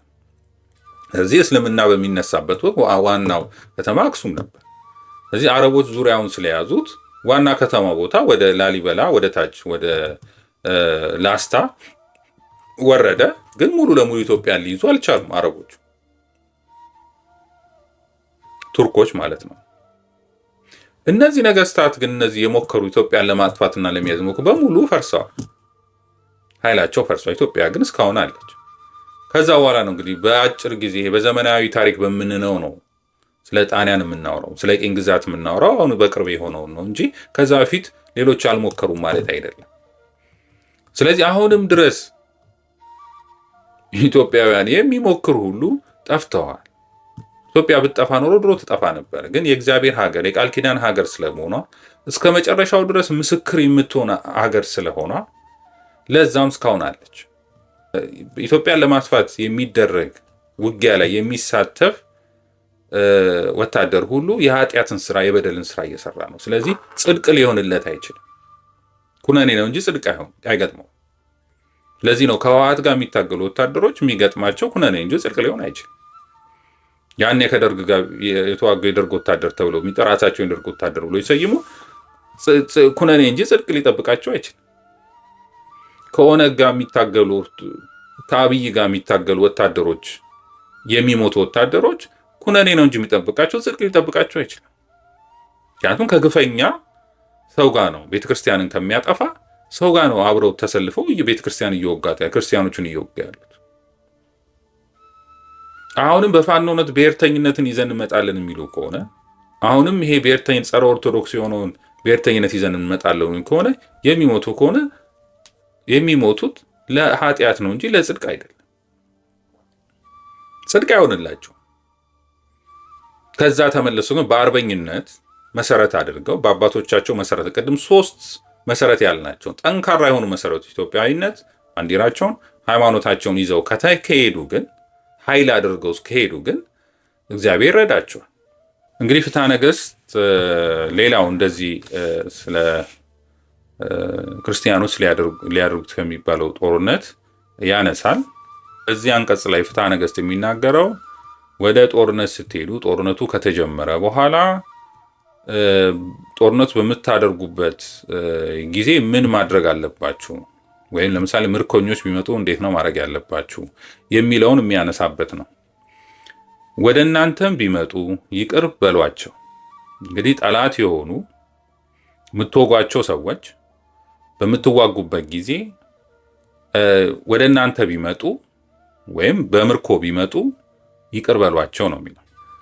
ወደ እናንተ ቢመጡ ይቅር በሏቸው፣ እግዚአብሔር ይቅር የሚሉ ብፁዓን ናቸው እነሱም ይቅር ይሏቸዋልና ይለናል። እንግዲህ ሰው ይቅር በማለት ሰውን በመውደድ ፈጣሪውን ይመስለዋልና ክርስቲያኖችም ከሌሎች ይለያሉ ይላል። ስለዚህ እነዛ ልትወጓቸው የሄዱት ወይም በጦርነት ወቅት እጃቸውን ቢሰጧችሁ ይቅር በሏቸው የሚል መልእክት የሚያስተላልፍ ነው። ክርስቲያኖች በጦርነት ሲያደርጉ ይሄን ነገር መከተል ይኖርባቸዋል። ሌላው በወንድሞቻችሁ ሀገር ብታልፉ በእነሱ ላይ ክፉ አትስሩ፣ እግዚአብሔር እናንተን ይባርካችሁ ዘንድ ለምግባችሁ ለመጠጣችሁ እህልና ውሃ ከእነርሱ በብር ግዙ ይላል። እንግዲህ በወንድሞቻችሁ ሀገር ስታልፉ ወደ ጦርነት በምትሄዱበት ጊዜ በብር ግዙ እንጂ እኛ ጉልበት አለን፣ ኃይል አለን፣ መሳሪያ አለን ብላችሁ በግድ በኃይል ምንም ነገር አታድርጉ የሚል መልእክት ነው እንግዲህ ለክርስቲያኖች ወታደሮች የተላለፈው ማለት ነው። እዚህ ላይ የምናየው እንግዲህ በኦሪት ዘዳግም ምዕራፍ 20 ቁጥር 19 እስከ 20 የተነገረውን ነው። እንግዲህ ሀገሪቱን ከበህ ትወጋ ዘንድ ብዙ ቀን ብትቀመጥ ዛፎችም አትቁረጥ፣ የዱር እንጨቶችም ከእናንተ ሊሸሹ አይችሉምና የማታፈራውን እንጨት ግን ቁረጣቸው፣ የሀገሪቱንም ሰዎች ድል እስክትነሱአቸው ድረስ ውጓቸው ይላል። ይህ የሚያሳየው እንግዲህ በአካባቢ ያለውን ዛፍ ቅጠል የለመለመውን አትቁረጡ፣ የደረቀውን ብቻ ቁረጡ የሚል ነው። እንግዲህ ምን ያክል በጦርነት በሚሄዱበት ጊዜ ምን ያክል ስርዓትን ተከትለው እንዴት መሄድ እንዳለባቸው የሚነገር ነው። ኮብላይ ሌላው ደግሞ እዚህ ጋር ምርኮን የተመለከተ ነው። ኮብላይ ወደ እናንተ ቢኮበልል ወደ ጌታው አትመልሱት፣ ከሀገሮቻችሁ በወደደው በአንዱ ውስጥ ከእናንተ ጋር ይኑር፣ አትክፉት ይላል። እንግዲህ አንድ ሰው በምርኮ ቢመጣ ተቀበሉት፣ ወደ ጌታው አትመልሱት ማለት ከኮበለለበት ቦታ ወደ ኋላ በሀገራችሁ በወደደው ቦታ እንዲቀመጥ አድርጉት፣ አትግፉት ነው የሚለው። ይህ እንግዲህ የሚያሳየው በፍትሐ ነገሥት ክርስቲያኖች ወደ ጦርነት ሲሄዱ ምን ማድረግ እንዳለባቸው የሚያሳይ ነው። ስለዚህ ክርስቲያኖች ሊዋጉ ይገባል ወይ፣ ጦርነት ሊያደርጉ ይገባል ወይ የሚሉ ጥያቄዎች ያለባቸው ሰው በተለይ በአሁን ዘመን ብዙ ክርስትናው እንደምታዩት ብዙ እየተበረዘ የመጣበት ክርስቲያኖች አዲስ አስተምሮ የመጣበት ከነበራቸው ማንነት ከታሪካቸው የሚለይ አይነት የሚመስል ትምህርቶች ስላሉ ነው። እንግዲህ እንደዛ ባይሆን ኖሮ ይሄ ሁሉ ኦርቶዶክስ መከራ ባልደረሰበት፣ ይሄ ሁሉ ቤተክርስቲያን ባልተቃጠለ፣ ይሄ ሁሉ ስደት ባልኖረ፣ ይሄ ሁሉ ሀገር ባለቤት እንዳንሆን ባልተደረገ ነበረ። ስለዚህ እነዚህ ሐሰተኛ ስብከቶች፣ አዲስ የመጡ ስብከቶች ክርስቲያኖች ለመብታቸው እንዳይቆሙ፣ ለመብታቸው እንዳይታገሉ አድርጓቸዋል። ስለዚህ ክርስቲያኖች ምን አይነት ጦርነት ሊያደርጉ እንደሚገባ ግን በፍትሐ ነገሥት በስነ ስርዓት የተቀመጠ ነው። ክርስቲያኖች ይዋጋሉ አይዋጋሉ፣ የሚዋጉበት በምን አይነት ዲሲፕሊንድ ነው፣ ለማን ነው የሚዋጉት፣ እንዴትስ ነው የሚዋጉት የሚለውን ፍትሐ ነገሥት ላይ አስቀምጦታል። ስለዚህ በሶስተኛው ደረጃ ደግሞ የምናነሳው ስለ ሃይማኖት ነፃነት ጦርነት አለ። ቅድም ያነሳ ነው በሃይማኖት ጦርነት የለም። ሃይማኖትን ለማስቀየር ወይ ሃይማኖትን ለማሳመን ተብሎ የሚደረግ ጦርነት የለም በክርስቲያኖች ዘንድ ወይም በኦርቶዶክሳውያን ስርዓት። ሃይማኖትን በግድ የማድረግ ምናየው በሌሎች እምነቶች ልናይ ይችላል። ክርስቲያንን በሚመስሉ በተለይ በፕሮቴስታንቶች ሃይማኖትን በግድ ለምሳሌ ምግብ በመከልከል፣ ውሃ በመከልከል፣ ልብስ በመከልከል ወይም ልብስ እንሰጥሃለን በማለት ወይም ምግብ እንሰጥሃለን ሃይማኖትን ከቀየርክ በማለት በኦርቶዶክስ ስርዓት ግን በእኛ በእውነተኛው በኦርቶዶክስ ተዋሕዶ ቤተክርስቲያን ስርዓት ግን በግድ የሚባል ክርስትና የለም፣ ወይ ማሳመን የሚባል ነገር እምነት በፍላጎት የሚደረግ እንጂ በጉልበት የሚደረግ አይደለም። እንደዛ ስላልሆነ በጦርነትማ ጭራሽ የማይታሰብ ነው። ስለዚህ እንደዛ ሃይማኖትን ጦር ለማድረግ የሚደረግ የለም። እንደዚህ ስለሚከሱን ነው እያየን ስለሆነ ሃይማኖትን ቅድም ያነሳ ነው እንግዲህ ሃይማኖትን ኃይል አድርጎ መነሳት አለ። ሃይማኖትን መከታ አድርጎ ቅድም እንዳየነው መስቀል ይዞ ወይም ታቦት ይዞ አባቶቻችን እንደተዋጉት ወይም ስዕላትን ይዘው ጦርነት ማድረግ አለን። እግዚአብሔር ይረዳናል ብሎ አምኖ መታገል አለ። ከዛ በፊት ግን ክርስቲያኖች እንዴት መዋጋት እንዳለባቸው፣ ምን አይነት ስነ ስርዓት ይዘውን መዋጋት እንዳለባቸው ቅድም ፍትሐ ነገሥት ላይ አንስተናል። ሌላው ሶስተኛ የምናየው ስለ ሃይማኖት ነፃነትም መታገል አለ። ስለ ሃይማኖት ነፃነትም ጦርነት ይደረጋል። ይሄ ምን ማለት ነው? ስለ ሃይማኖት ነፃነት ማለት ምን ማለት ነው? ይሄ ሌሎች ሃይማኖትህን ቀይር ሲሉ፣ ቤተክርስቲያንህን ሲያቃጥሉ፣ ገዳማውያንን ሲያጠፉ ዝም ብለህ አትመለከትም። ምክንያቱም ባልንጀራህን እንደ ራስህ አድርገህ ውደድ የሚል ሕግ አለ። ባልንጀራህን እንደ ራስህ አድርገህ ውደድ አለ እንጂ ባልንጀራህን እንደ እግዚአብሔር አድርገህ ውደድ አላለ። ስለዚህ ፍቅረ ቢጽና ፍቅረ እግዚአብሔር የተለያዩ ናቸው። ፍቅረ ቢጽን በምናረግ ወይም ሰውን በምንወድበት ልክ አይደለም እግዚአብሔርን የምንወደው። ሰውን የምንወደው እንደ ራሳችን ነው። ለራሳችን የሚያስፈልገን ነገር ለዛም ሰው ያስፈልገዋል ብሎ ማሰብ መስራት ማለት ነው። ምንድነው ራሳችን የሚያስፈልገን? ራሳችን የሚያስፈልገን አንደኛ ራሳችንን መጠበቅ ነው። ራሳችንን ከአደጋ እንጠብቃለን። ስለዚህ ባልንጀራችንም ከአደጋ እንዲጠበቅ ማድረግ አለብን። ራሳችን ለሚያስፈልገን ነገር ለምሳሌ ምግብ ሊሆን ይችላል፣ መጠጥ ሊሆን ይችላል፣ ልብስ ሊሆን ይችላል፣ ቤት ሊሆን ይችላል እናደርጋለን። ልክ ባልንጀራችንም ይህ እንዲሆን ማድረግ አለብን እንደ ራሳችን ስለምንወድ ማለት። ዳኝነት፣ ፍትህ እንፈልጋለን። ሰው እንዲገፋን አንፈልግም። ስለዚህ ለዛ ፍትህ እንፈልጋለን። ባልንጀራችን እንዲሁ ፍትህ እንዲያገኝ ማድረግ አለብን፣ መስራት አለብን። ስለዚህ ግፍ እንዲበደል ሰው አንፈልግም። ያን ነው። ስለዚህ እንደ ራሳችን ነው ባልንጀራችን የምንወደው፣ ለራሳችን እንዲሆን ማለት ነው። እግዚአብሔርን ግን የምንወደው ከራሳችን በላይ ነው። በፍጹም ልብ በፍጹም ሐሳብ እግዚአብሔርን ውደድ ነው የሚለው። ስለዚህ እግዚአብሔር ደግሞ ቤተ መቅደሱ አለ። እግዚአብሔር የሚገለገልበት እግዚአብሔር የሚከብርበት ቤቴ ነው ብሎ። ስለዚህ ቤቱ ቤተክርስቲያኑ ቤተ መቅደሱ ሲፈርስ ዝም ብለን ልናይ አንችልም። እግዚአብሔር የሚገለገልባቸው ንዋየ ቅዱሳን አሉ። እነሱን እንደፈለጉ አሕዛብ እንዲያደርጉ ወይም የማያምኑት እንዲያደርጉ መፍቀድ የለብንም። ቤተክርስቲያን እንዲፈርስ መፍቀድ የለብንም። የእግዚአብሔር ቤት ስለሆነ ንዋየ ቅዱሳን እንዲጠፉ ማድረግ የለብንም። የእግዚአብሔር ስለሆነ። ስለዚህ የእግዚአብሔር የሆነውን መከላከል እግዚአብሔርን መውደድ ነው። ታዲያ በምን መውደድ ስራ ነው፣ ስሜት አይደለም። ፍቅር ስሜት አይደለም፣ በተግባር የሚታይ ነው። ቤተክርስቲያንን መሸጫና መለወጫ ሲያደርጓት ስለ ቤተክርስቲያን ብሎ መታገል ያስፈልጋል። ስለዚህ ቤተክርስቲያንን መጠበቅ ከቤተክርስቲያን ሻጭ ለዋጭ ከሆኑ ቤተክርስቲያንን ከሚያጠፉ መጠበቅ ይሄ ፍቅረ እግዚአብሔር ነው። ስራው እግዚአብሔርን መውደድ በስራ ሲተረጎማል፣ ስሜት አይደለም። እግዚአብሔርን እወዳለሁ ብሎ ብቻ ማለት አይደለም። ቤተ መቅደሱ ሲፈርስ ታሪታል። ቤተክርስቲያኑ መሸጫ መለወጫ ሲያደርጉት የት ነበርክ? ቤተክርስቲያን ንዋየ ቅዱሳንን ሲያቃጥሉ የት ነበርክ?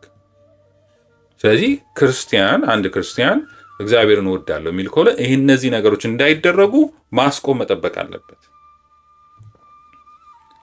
ለዚህ ነው ክርስቶስም እኮ በዚህ ምድር ላይ ያለ ሁሉ ነገር አስተምሮናል። እሱ ያደረጋቸውን ነገሮች ሁሉ እኛ እንድናደርግ ነው። ለዚህ ነው ቤተክርስቲያን ሻጭ ለዋጭ የሆኑትን በጅራፍ እየገረፈ አባረራቸው። ለዛም ሐዋርያት ደነገጡ ሲያዩ ይሄን። ከዚህ በፊት አይተውት አያውቁም በእንደዚህ አይነት ነገር፣ በእንደዚህ አይነት ኃይል። ስለዚህ ምን አሉ? በመዝሙረ ዳዊት ላይ የቤት ቅናት ትበላኛለች የሚለውን አስታወሱ ይላል። ስለዚህ ቅናት ከፍቅር የሚመነጭ። ስለዚህ እኛም ለቤተ ክርስቲያን ቀናተኛ የምንሆን ከሆነ፣ ለቤተ ክርስቲያን ቅናት የሚሰማን ከሆነ ቤተ ክርስቲያን ላይ በሚደርሱ ነገሮች አያገባንም ብለን የምንተወው ነገር የለም። በዛ ጉዳዮች ገብተን ነው የቤተ ክርስቲያን እውነተኛ ፍቅር መኖራ፣ ለእግዚአብሔር እውነተኛ ፍቅር መኖራችን የምናሳይ። አንዳንድ ሰዎች እኔ ማንኝና እኔ ኃጢአተኛ ነኝ፣ እኔ በደለኛ ነኝ፣ በቃ እንደፈለጉ ያድርጉት፣ እግዚአብሔር እንደፈለገ ያድርግ፣ እኔ ምንም ነገር አልናገርም፣ ምክንያቱም ይሄን የሚያደርጉ ከእኔ በማዕረግ የሚበልጡ ናቸው የሚሉ ሰዎች አሉ። ይሄ ተገቢ አይደለም። ይሄ በፍጹም ተገቢ ያልሆነ ነገር ነው። እኔ ማዕረግን ምክንያት አድርጎ ይህንም ኃጢአትን ምክንያት አድርጎ ከዚህ መቆጠብ አይቻልም። ምክንያቱም ፍቅር ኃጢአትን ትደመስሳለች። በእውነተኛ ፍቅር የሚደረግ ከሆነ ከራስ ወዳድነት ካልሆነ ለቤተ ክርስቲያን ቀንቶ ከሆነ ለዛውም በፊት የሰራነውን ኃጢአት እግዚአብሔር ያነሳልናል ወይም እግዚአብሔር ያነጻናል ከዛ ኃጢአት። ለምን? ለቤቱ ስለቀናል፣ ለቤቱ ፍቅር ስላለ። የዳዊት እኮ ዋናው መመረጡ እኮ ለሃይማኖቱ ያለው ቅናት ነው፣ ወይም ለእግዚአብሔር ያለው ቅናት ነው። እንደ ልቤ የተባለው እኮ ለእግዚአብሔር ባለው ፍቅር እኮ የተነሳ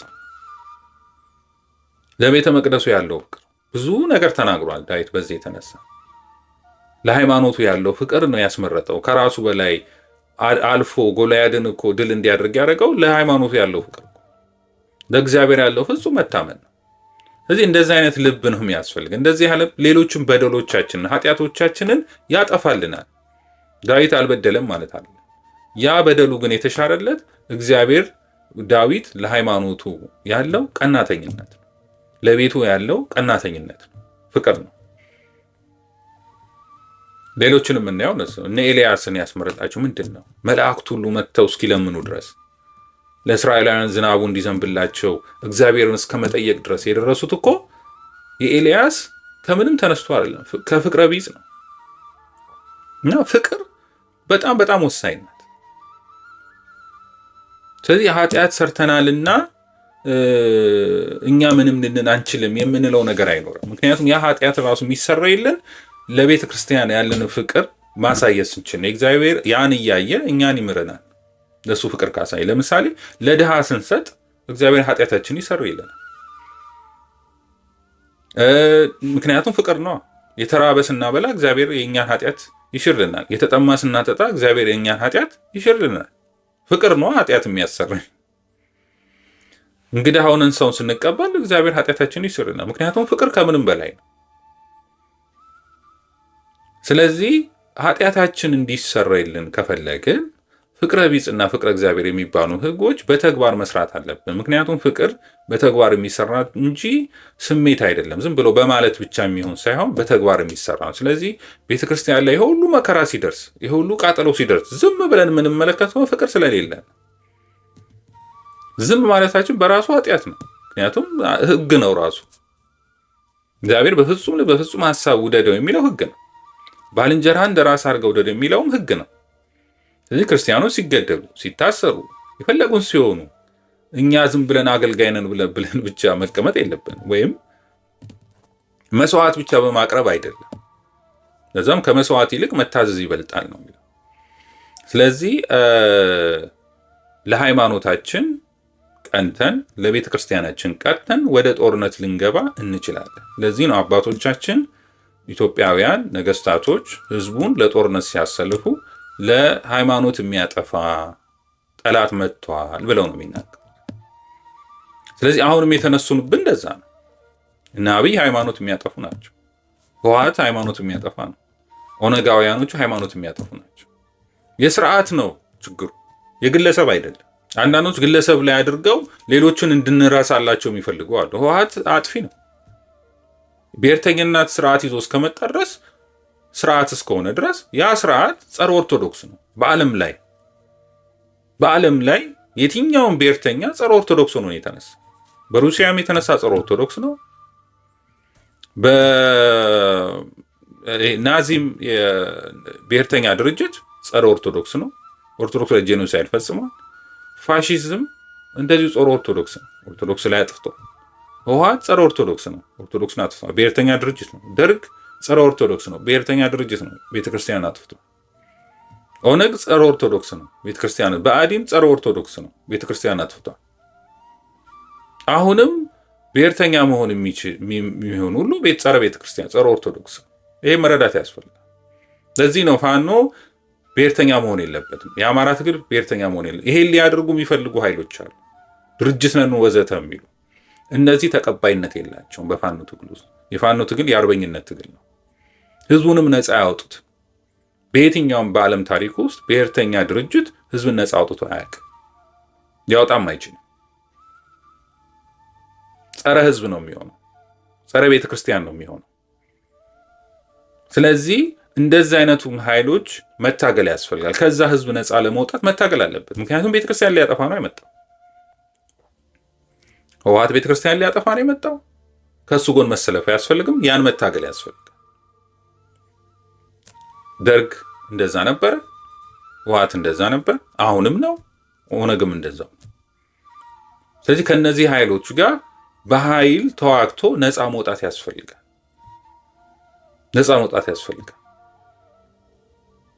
ስለዚህ ጦርነት እንዴት ማድረግ እንዳለብን ክርስቲያኖች ታሪካችን ተጽፏል። አሁን ብዙ ትልቁ ችግር ዞር ብለን ማንነታችን፣ በተለይ ፍትሐ ነገሥት እንዲጠፋ የተፈለገበት ምክንያት፣ ፍትሐ ነገሥት እንዲደረግ የማይፈልግበት ዋና ምክንያት ይሄ ነው።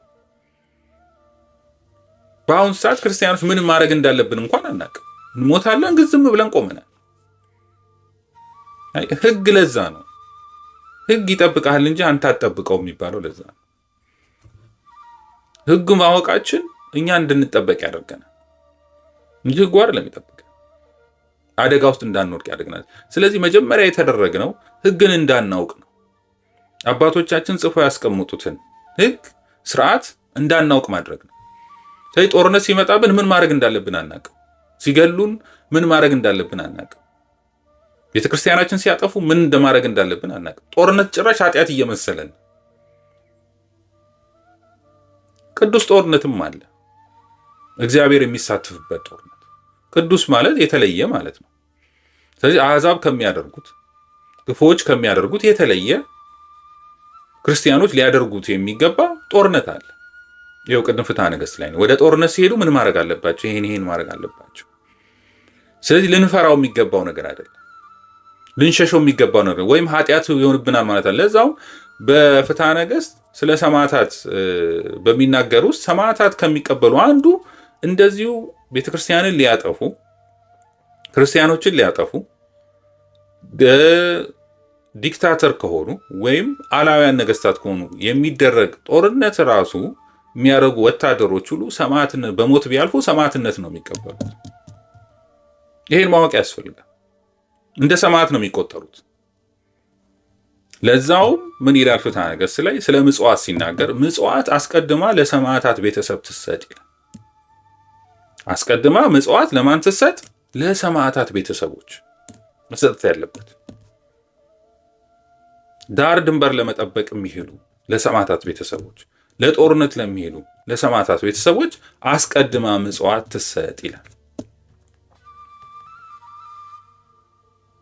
ይሄ ሁሉ ነገር አለ። ፍቅር ስለሌለን ነው ፍርሃት ውስጥ የገባ ነው። አንዳንዶቻችን ፍርሃታችንን እንደ መሸሸጊያ እናደርገዋለን። እንደ ሃይማኖተኛ ለማስመሰል ሞክረዋል። እኛ በጸሎት ብቻ ነው የምንለው ነገር አለ። ራዕየ ዮሐንስ ላይ እንደዚህ ምዕራፍ 2 ላይ እንደዚህ ነው ብሎ ያስቀምጠው። ወይ ትኩስ አይደለ ወይ በራድ አይደለ ካፌ አውጥቼ ልተፋ ነው ይላል። ስለዚህ አሁን ያለን ክርስቲያኖች ወይ ትኩስ አይደለንም ወይ በራድ አይደለም። ትኩስ ያላቸው ለቤተ ክርስቲያን ቀናተኛ ያሉ እንደ ኤልያስ ወይም እንደ ሰማዕታቱ ለቤተ ክርስቲያን እንደሚጋደሉ ክርስቲያኖች ያሉ ሰማዕታት ይላቸው። በውትድርናም ቢሆን ቤተ ክርስቲያን ክርስቲያኖችን ነፃ ከአላውያን ነገስታት ለመከላከል የሚያደርጉ እነሱ ትኩስ ይባላል።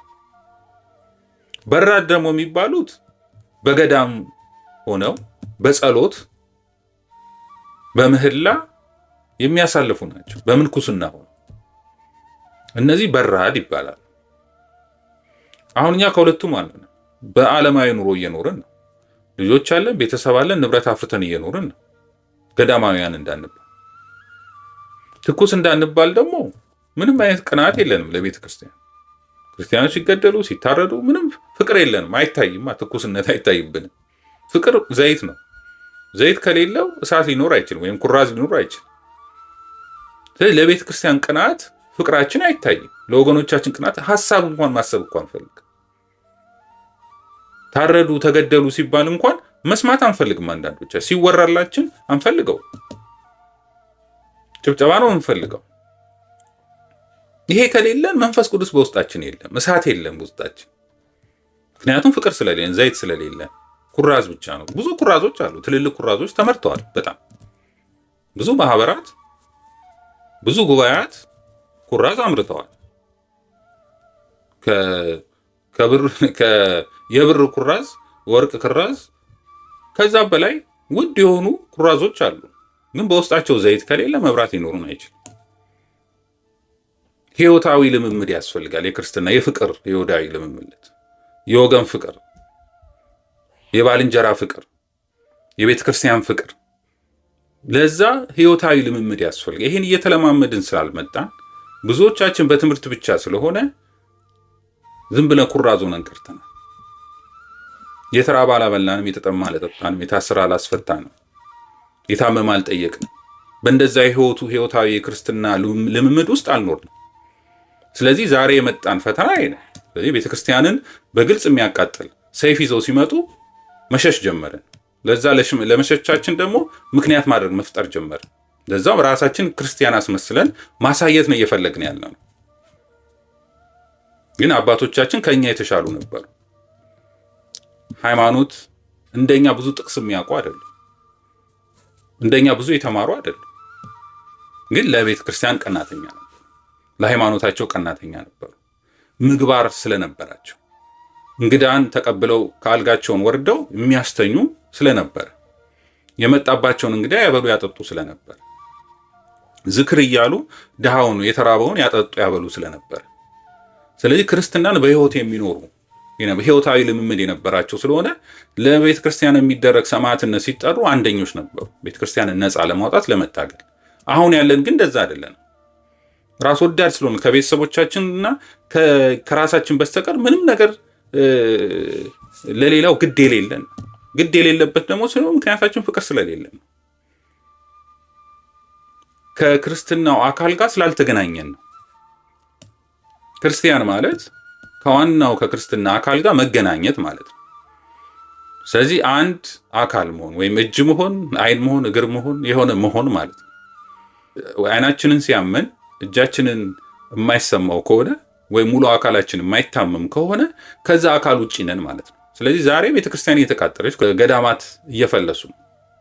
ያ መፍለስ የማይሰማን ከሆነ ያ ክርስቲያኖች መገደል ለኛ ምንም የማይመስለን ከሆነ ከዛ አካልነት ውጪ ነን ማለት ነው። ባዕድ ነን የሆንን ይመስለናል እንጂ አይደለንም። ዮሐንስ በመልእክቱ የተናገረው ከኛ ወጡ ምክንያቱም ከኛ ጋርም አልነበሩም ይላል። ስለዚህ ብዙዎቹ ተነስተው መናፍቃን ሲሆኑ የምናያቸው መጀመሪያውኑ የቤተ ክርስቲያን አካል ስላልነበሩ ቤተ ክርስቲያን የተጠጓቸው ለራሳቸው ጥቅም ሲሉ ነው። ራሳቸውን ሀብት ንብረት እናፈራለን ብለው የተጠጉ ስለሆኑ ነው። ሲወጡም የሚወጡት ለዛ መጀመሪያውኑ አካል ስላልሆነ። ስለዚህ አሁንም ብዙ ከቤተ ክርስቲያን ጋር አካልነት ግንኙነት ስለሌለን ነው ቤተ ክርስቲያን ስትቃጠል፣ ክርስቲያኖች ሲገደሉ፣ ምዕመናኖች ሲሞቱ፣ ሲታረዱ፣ ሲፈናቀሉ ምንም የማይመስለን ለዛ ነው። ከቤተ ክርስቲያን ጋር ስላልተገናኘን ነው። አንድ አካል መሆን ስላልቻለን ነው። አንድ አካል ቢሆን ኖሮ ያመን ነበር፣ ይሰማን ነበር፣ እንጮህ ነበር። ያን ህዝብ ነፃ ለማውጣት እንታገል ነበር። ስለዚህ ለቤተ ክርስቲያን መታገል፣ ለሃይማኖት ብሎ መታገል ያስፈልጋል። ትክክል ነው። ይሄ ቤተ ክርስቲያን የምትደግፈው ነው። ሃይማኖትንም ይዞ መታገል ቤተ ክርስቲያን የምትደግፈው ነው። ትክክል ነው። ስለዚህ የፋኖ ትግል የተነሳው ሃይማኖትን በሌሎች ላይ ለመጫን ሳይሆን ወይም የኔን ሃይማኖት ተቀበሉ ሊል ሳይሆን ሃይማኖትን ይዞ ነው የተነሳው። ማለት ራሱን ሃይማኖቱን ልክ በስርዓቱ ኦርቶዶክሳዊ ሲዋጋ በምን መንገድ መሄድ እንዳለ ለዚህ ነው ዲሲፕሊን እንዲሆን፣ ለዚህ ነው የማይዘርፈው፣ ለዚህ ነው የማይደፍረው፣ ለዚህ ነው በደልና ክፋት የሚያደርገው። ያ ደግሞ ጠቅሞታል። በኋላም በተባበሩ መንግስታት ሪፖርት አማካኝነት ሲወጣ ፋኖ እንዲህ ስነ ምግባር ያለው ተዋጊ ኃይል ነው። ጠቅሟል እኮ። ግን እነዚያ ናሽናሊስቶች መጀመሪያ አብን የነበሩ ናሽናሊስቶች ብሔርተኛ የነበሩት ግን ለምንድን ነው የማይዘርፈው? ለምንድን ነው ባንክ የማይዘርፈው? ለምንድን ነው ምርኮኛ የማይገለው ይሉ ነበር። ለምን ዝም ብለው ይተዋቸዋል? ምክንያቱም ብሔርተኞች ናሽናሊስቶች ናቸው። ዘር ማጥፋት፣ መግደል ምናምን ይሄ ነው የሚታያቸው። ምክንያቱም ሰይጣናዊ ስለሆነ ይሄን የሚሉ ሚዲያዎች ነበሩ። በሚዲያ ሁሉ ሰጥተው ይሄን ሲናገሩ ነበር። በጣም የሚያሳዝነው ግን ፋኖ ያላደረገውም ለምን? በአባቶቹ መሰረት ላይ ስለታነጸ። በኋላ ግን እነዚህ ብሔርተኞች ናሽናሊስቶች ነን ብለው ሲመጡ የፋኖን ትግል ወደ ብሔርተኝነት መቀየር አለብን የሚሉ አካላት ግን ሰው መግደል፣ ካህናትን ማሳደድ ጀመሩ። ካህናቶች እንዳይገጽቷቸው አይ ካህናቶች እናንተን አንፈልግም፣ ቤተክርስቲያንን አንፈልግ፣ አትመቸንም ይቺ ቤተክርስቲያን ማለት ጀመሩ። አትጠጉ ማለት ጀመሩ